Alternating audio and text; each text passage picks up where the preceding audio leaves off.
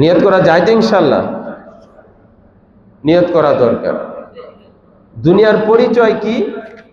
21 নম্বর পারার 3 নম্বর পৃষ্ঠায় আল্লাহ তাআলা দুনিয়ার একটা পরিচয়ের ব্যাখ্যা দিয়েছেন। ভালো মতো তর্জমাটা আজকে অন্তরে বসায় বাসায় যাইবেন। আল্লাহ বলেন, ওয়ামা হাদিহিল হায়াতুদ দুনিয়া ইল্লা লাহবু ওয়া লাইব ওয়া ইন্নাদ দারাল আখিরাতা লাহিয়াল হায়াওয়ান লাউ কানু ইয়ালামুন। আল্লাহ বলেন, এই পার্থিব জগৎটা, এই নিকটবর্তী দুনিয়াটা, মানে যে দুনিয়ার মধ্যে আমি আপনি আছি, যে দুনিয়া আমেরিকা সহকারে, রাশিয়া চীন সহকারে, বাংলাদেশ সহকারে, বাংলাদেশের 64টা জেলা এখন পর্যন্ত অনেকে আমরা ভ্রমণ করতে পারি নাই। কথা ঠিক না ব্যাঠিক? এমন কে আছেন? একজন হাত তুলেন তো যে 64টা জেলা ভ্রমণ করছেন, একটু দেখতে চাই। একজন হাত তোলেন, আছেন? এই বাংলাদেশের 64টা জেলা ভ্রমণ করছেন, একজন আছেন? নাই। ক্ষুদ্র একটা রাষ্ট্র, পৃথিবীর মানচিত্রে বাংলাদেশ লিখতে গেলে ওর দেশ ওভার হয়ে যায়। বাংলাদেশ এত বড় বিশাল একটা দেশ আমাদের। এই দেশের 64টা জেলা এখন পর্যন্ত আমরা এখানে যারা আছি ভ্রমণ করে শেষ করতে পারি নাই। চীন, রাশিয়া, আমেরিকা তো রয়েই গেছে। কথা ঠিক না ঠিক?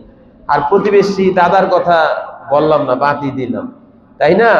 তাহলে আল্লাহ বলেন যে তোমার এই ক্ষুদ্র বাংলাদেশ সহকারে, যেটার মধ্যে রাশিয়া আছে, চীন আছে, আমেরিকা আছে, তাই না, এই বিশাল দুনিয়াটার পরিচয় হচ্ছে ইল্লা লাহবু ওয়া লাইব, শুধু ক্রিয়া কৌতুক, খেলাধুলা। এটার বহিঃপ্রকাশ এই 100 বছরের মধ্যে হয়েছে। কথা ঠিক না ঠিক? এই 50, 60, 70 বছরের মধ্যে হয়েছে। আমি পত্রিকায় পড়ছি, প্রথম বিশ্বকাপ যখন হয় আমেরিকা থেকে ভারত উপমহাদেশে জাহাজ দিয়ে আইছে খেলতে, জাহাজ দিয়া। এটা আমি পত্রিকায় পাইছি। আর এখন কতটুকু আধুনিকতার মধ্যে আমরা আছি, গোটা বিশ্ব 2-3 ঘন্টায় ভ্রমণ করে শেষ করতে পারে এমন বাহন আবিষ্কার হয়েছে না? কি বলেন, হয়েছে কি হয় নাই? হয়েছে।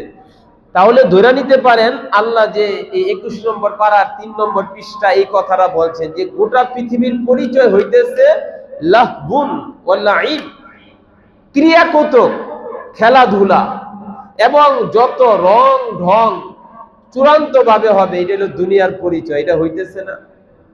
আপনি আন্তর্জাতিক মিশনগুলা চিন্তা করে দেখেন, এখন এমন লেভেল লাগায় রাখছে, আন্তর্জাতিক এমন কোন দিন যায় না যে দৈনিক খেলাধুলা না থাকে। ভাই কথা ঠিক না ঠিক? এটা আওয়াজ দিয়ে বলতে হবে। দৈনিক এমন কোন দিন যায় না যে আন্তর্জাতিক খেলাধুলা এর মাধ্যমে গোটা বিশ্বের মুসলমানদেরকে নামাজ, আল্লাহর বন্দিগি থেকে, বাপমার আনুগত্য থেকে, হালাল কর্ম থেকে বিমুখ কইরা ছেলে মেয়েদেরকে, এই দেশের উঠতি বয়সের যুবক যুবতীদেরকে, এমনকি দাড়ি পাকা মুসলমান বান্দাদেরকে পর্যন্ত মাঠে নামায় দিছে। কথা ঠিক না ঠিক? কথাগুলো অনেকের কাছে খারাপ লাগবে, আমি টেনশন করি না। কি করি না? আমি আগেই বলছি, একজন মুসলমান এই জুমা থেকে যদি নিয়ত করে এই বিশ্বকাপের একটা খেলা দেখুন, একজন আমার মুসল্লি, কয়জন? আপনার 100 জন দেখেন গা, ওইটা আমার দেখার দরকার নেই। একজন মুসলমান নিয়ত করবে এই জুমার বয়ানগুলো থেকে যে আমি খেলা দেখবো না, কয়জন মুসলমান? কথা বলেন, কয়জন মুসলমান? একজন মুসলমান নিয়ত করবে বয়ান থেকে এই মসজিদের যে বিল, মসজিদ কমিটির খেদমত, আমাদের দায়িত্ব, জুমার বয়ান কাল কিয়ামতের মাঠে সবার নাজাতের জন্য যথেষ্ট হবে যদি আল্লাহ ওই বান্দাকে কবুল করেন। কথা ঠিক না বেঠিক?